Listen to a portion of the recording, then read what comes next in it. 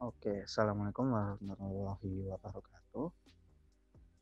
Pada kesempatan kali ini, aku bakal ngebahas salah satu materi yang sering banget keluar ya jadi soal, yaitu adalah kesetimbangan Hardy-Weinberg. Nah, pertama-tama Hardy-Weinberg itu punya asumsi ya. Jadi ada asumsi yang harus dipenuhi nih. Atau kita bisa bilang syarat-syarat dari suatu populasi agar dia itu dianggap merupakan populasi yang masuk ke dalam kesetimbangan Hardy-Weinberg. Yang pertama, asumsinya populasinya harus sangat besar ya. Jadi ukurannya mungkin 1 juta atau lebih gitu. Nah, selanjutnya populasinya itu harus melakukan kawin secara acak. Jadi tidak boleh memiliki preferensi kawin nih. Nah, selanjutnya dia itu tidak terjadi mutasi ya. Jadi tidak boleh ada gen yang mengalami mutasi. Tidak ada laju mutasi di dalam populasi. Nah, selanjutnya juga tidak boleh terjadi aliran gen. Artinya apa? Artinya populasinya nggak boleh ketambahan atau nggak boleh ada yang keluar dari populasi. Jadi nggak boleh ada migrasi, baik itu emigrasi maupun imigrasi ya. Dan terakhir tidak terjadi seleksi. Artinya untuk setiap alel itu kemampuan bertahan hidup atau fitnessnya sama gitu ya. Nah, selanjutnya kita akan membahas rumus dasar dari Hardy-Weinberg. Jadi pertama-tama kita kan tahu nih setiap individu itu punya dua lokus ya, karena individu itu kan dia sifatnya diploid. Karena diploid dia bakal punya 2 set kromosom. Jadi setiap kromosom akan ada kromosom homolognya. Nah, oleh karena itu jadi setiap gen itu akan memiliki 2 lokus. Nah, setiap satu lokus akan bisa ditempati oleh satu jenis alel ya, satu alel. Alelnya jenis apa kita ya tergantung yang tersedia di populasi gitu ya. Nah, selanjutnya kita juga tahu bahwa jumlah seluruh alel yang ada di dalam populasi, baik itu semisal dia alel A besar gitu ya, dan ada alel A kecil.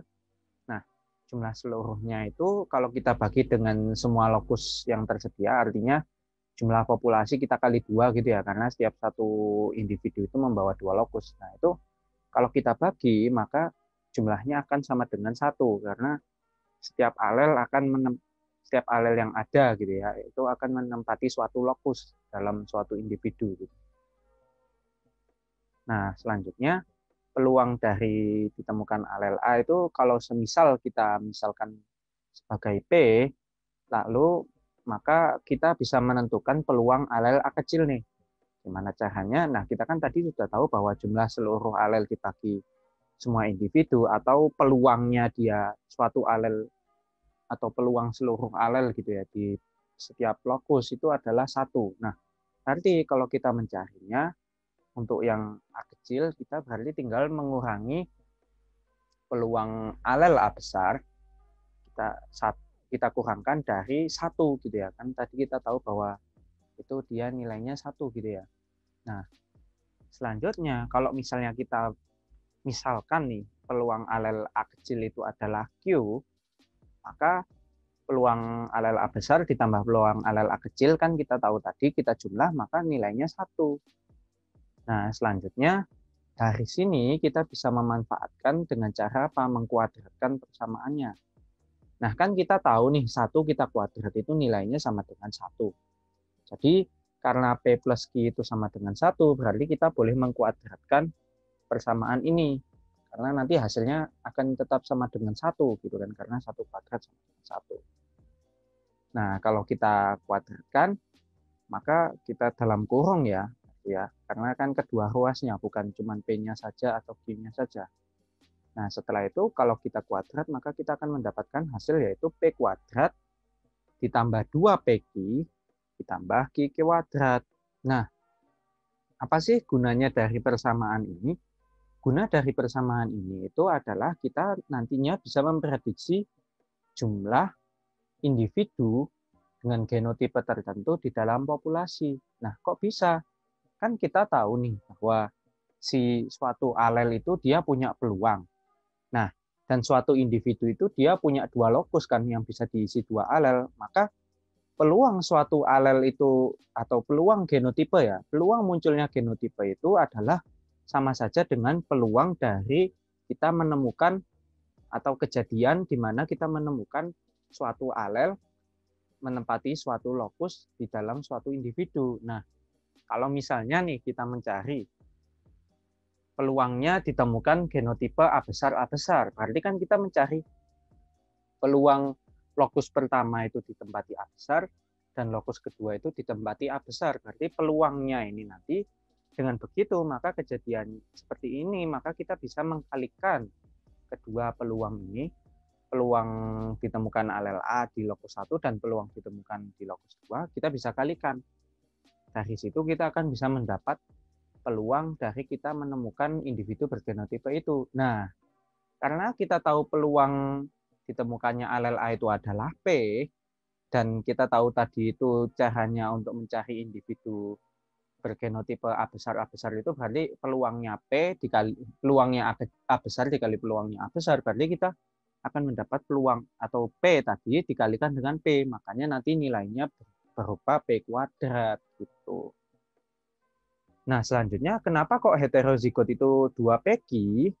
Nah, heterozigot itu 2 peki karena kita tahu kan bahwa individu heterozigot itu dia bisa di lokus nomor 1 atau lokus dari ayah itu bisa mendapatkan A besar, terus lokus dari ibu itu mendapatkan A kecil. Kita akan mendapatkan individu bergenotipe heterozigot.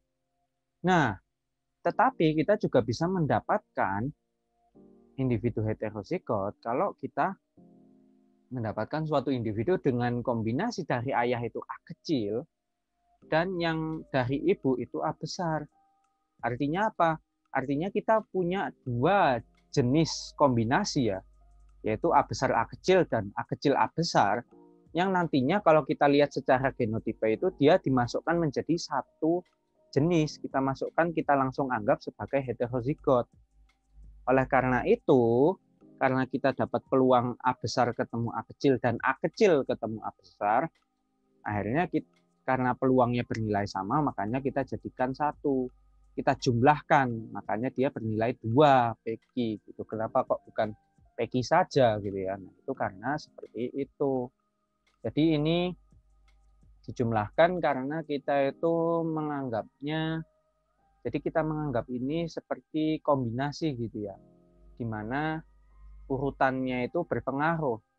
Nah, karena urutannya itu berpengaruh, artinya A besar itu setelah A kecil dan A kecil setelah A besar itu berbeda, makanya kita bisa dihitung berbeda, makanya dikali 2. Tetapi kenapa kok digabung? Karena kita melihatnya A besar A kecil dan A kecil A besar itu akan menghasilkan individu bergenotipe heterozigot, makanya kita gabungkan perhitungannya. Nah, yang terakhir, Q kuadrat itu siapa? Q kuadrat itu adalah peluangnya kita menemukan individu dengan genotipe A kecil ya. Karena A kecil berarti kan peluangnya Q A kecil kan tadi peluangnya Q. Nah, karena A kecil itu suatu kejadian dan itu ketemu dengan kejadian A kecil lagi di lokus satunya. Berarti 2 kejadian yang terjadi secara independen tapi waktunya bersamaan. Nah, makanya itu dikalikan lagi. Jadi Q kuadrat. Jadi Q dikali Q, makanya jadinya Q kuadrat. Gitu. Nah, ini adalah contoh soal ya.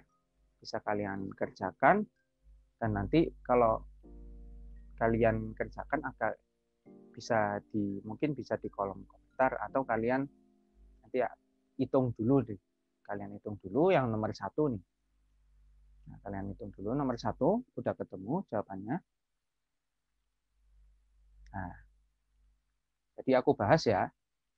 Kan dia dikasih tahu informasi bahwa peluang alel A besar itu sebesar 0,2.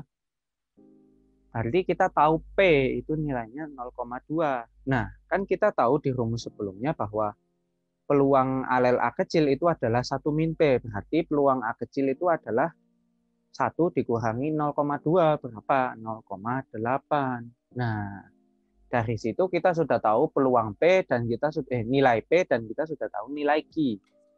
Nah, sekarang kita ditanyakan proporsi individu heterozigot. Nah, bagaimana cara menghitungnya? Berarti proporsi individu heterozigot itu kan tadi kita tahu 2 PQ ya. Berarti 2 dikali 0,2 dikali 0,8. 0,2 dikali 0,8, 0,16 ya. Terus kalian kali 2 berarti berapa? 0,32. Itu. Nah, selanjutnya diketahui dalam satu populasi 64% membawa alel M. Berapa peluang alel M besar ya, M besar. Nah, kita asumsikan ada M besar dan M kecil gitu ya, misalkan. Nah, bagaimana cara mencarinya? Nah, seperti ini. Ini adalah latihan untuk menggunakan kalkulator ya. Jadi ini adalah suatu latihan untuk menggunakan kalkulator. Bagaimana caranya kalian menemukan nih peluangnya. Bisa sih kalau kalian mau coba-coba, tapi ada suatu cara. Jadi di kalkulator kalian, terutama kalian kan boleh menggunakan kalkulator FX991 ya, artinya kalkulator 4 baris nih. Di kalkulator 4 baris itu kalian bisa memasukkan X dengan cara menggunakan alfa ya, menggunakan fungsi alfa. Nanti ada tombol namanya alfa. Sebelahnya shift nih kalian kalau cari. Nah, dari situ kalian bisa memilih untuk mengeluarkan simbol-simbol yang ada di atasnya suatu tombol. Jadi kan kalau kalian di tombol itu ada tulisannya nih. Nah, di atasnya itu biasanya nanti ada yang merah sama ada yang kuning. Kalau kalian mencet shift, menekan shift, terus habis itu kalian menekan tombol tersebut, maka yang keluar nanti akan yang warna kuning, fungsi yang warna kuning. Entah itu fungsinya mengeluarkan suatu angka atau fungsinya misalnya suatu menambahkan suatu gitu. Misalnya operasi gitu, penjumlahan atau dikuadratkan. Nah, kalau kalian mencet alfa, maka ketika kalian memencet tombol yang ada suatu simbol merah di atasnya, maka yang muncul akan simbol merah itu, operasi yang warna merah itu. Nah, salah satu dari operasi itu adalah operasi yang dari alfa itu adalah X. Nah, maksudnya X di sini bukan dikalikannya, artinya apa? Kalian ketika menekan tombol alfa lalu menekan X, maka kalian akan mendapatkan suatu variabel. Jadi kalkulator kalian akan menuliskan variabel nih. Nah, gimana cara mencari ini? Maka kita kan sudah tahu nih, yang membawa alel M apa nih? Kan kita tahu ada individu homozigot M besar ya. Dan juga ada individu heterozigot yang membawa alel M besar, M kecil. Nah, kita kan tahu bahwa frekuensinya M besar itu kalau misalnya kita ganti M besar itu kita ganti misalnya A gitu. Berarti kan A besar gitu. Nah, berarti kan dia peluangnya P kuadrat kan. Nah, sementara peluangnya M besar M kecil itu adalah 2PQ. Jadi, kalian bisa menuliskan di kalkulator kalian seperti ini. Nah, jadi kalian bisa ganti P ini dengan X ya. Jadi kalian tulis X kuadrat, jadi menggunakan alfa ya. Ditambah, ini kan ditambah 2 dikali X, dikali misalnya Q, ini kita misalkan Y, sama dengan 64%. Nah, setelah kita tahu ini, maka tinggal kalian tekan shift, terus habis itu nanti ada di pojok itu calc. Di atasnya calc itu akan ada tulisan solve. Nah, jadi kalian akan menyuruh kalkulator kalian untuk menyelesaikan persamaan ini. Jadi kalian nggak perlu ngitung nih susah payah. Atau kalian nggak perlu coba-coba. Kalkulator kalian bisa mengerjakan. Jadi dengan fitur yang ada, kalian harus bisa memanfaatkan. Artinya kalian memanfaatkan alat-alat yang sudah disediakan ya. Jadi terutama kalkulator. Nah, di video selanjutnya aku akan mengajari kalian ya bagaimana cara menggunakan kalkulator. Jadi tinggal ditunggu saja semisal belum tahu.